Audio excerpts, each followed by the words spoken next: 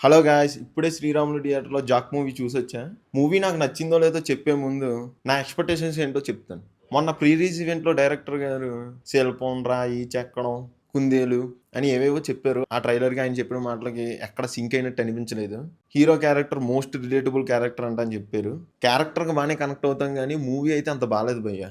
Below average అనిపించింది. ఎందుకు నాకు అలా అనిపించిందో ఇన్ డెప్త్ రివ్యూలో చూద్దాం. రివ్యూలోకెళ్ళే ముందు నా సైడ్ నుంచి ఒక్క చిన్న రిక్వెస్ట్. వీడియోస్ చూస్తున్నారు గానీ సబ్స్క్రైబ్ చేయడం లేదు. Please do subscribe to our channel. మీరు సబ్స్క్రైబ్ చేయడం మూలంగా మాకు కొంచెం మోటివేషన్ వస్తది. ఇలాంటి మంచి మంచి కంటెంట్ మీ ముందుకు తీసుకురాగలుగుతాం. So please do subscribe to our channel. Coming to the story line, 24 మంది ట్రైనింగ్ టీచర్లు వీడికి మేము ట్రైనింగ్ ఇవ్వలేము బాబాయ్ అని చెప్పి రిజెక్ట్ చేసిన పర్సన్ రా ఏజెంట్గా జాయిన్ అవ్వాలనుకుంటాడు. రా ఏజెంట్గా ఎందుకు జాయిన్ అవ్వాలనుకున్నాడు, జాయిన్ అయ్యాక ఏం చేశాడు, అసలు జాయిన్ అయ్యాడా లేదన్నది rest of the story. Movie start అవ్వడం బాగానే స్టార్ట్ అయింది భయ్య.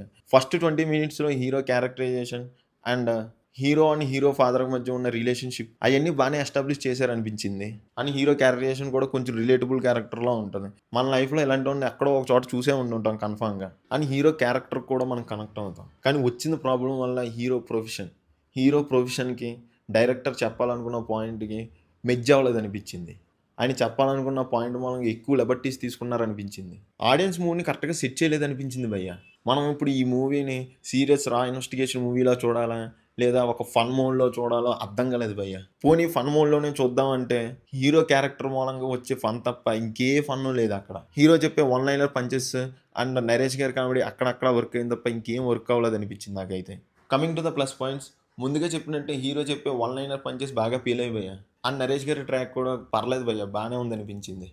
No coming to negatives, story line and hero characterization బాగున్నా ఎగ్జిక్యూషన్ బాగాలేదనిపించింది భయ్య. ఆ స్క్రీన్ ప్లే కూడా అంతగా బాగాలేదు. నెక్స్ట్ ఏం జరుగుతుంది అన్నదే మనం ముందుగానే గెస్ చేసేయచ్చు. ఒక టిపికల్ అండ్ రిలేటబుల్ క్యారెక్టర్తో డైరెక్టర్ చెప్పాలనుకున్న పాయింట్ కరెక్ట్గా చెప్పలేకపోయారనిపించింది. అండ్ హీరోయిన్ ట్రాక్ కూడా అంత బాగాలేదు భయ్య. జస్ట్ ఏదో పెట్టాలని పెట్టారు అనిపించింది. అండ్ మూవీలో సాంగ్స్ కూడా అంత ఏం బాగాలేదు భయ్య. ఇన్ఫ్యాక్ట్ అవసరం లేదనిపించింది. ఆ సాంగ్ ప్లేస్మెంట్స్ కూడా బాగాలేదు భయ్య. అండ్ బ్యాక్గ్రౌండ్ స్కోర్ కూడా అంతేం లేదు భయ్య. జస్ట్ ఓకే అనిపించింది. సినిమా ఫోటోగ్రఫీ డీసెంట్గా ఉందనిపించింది.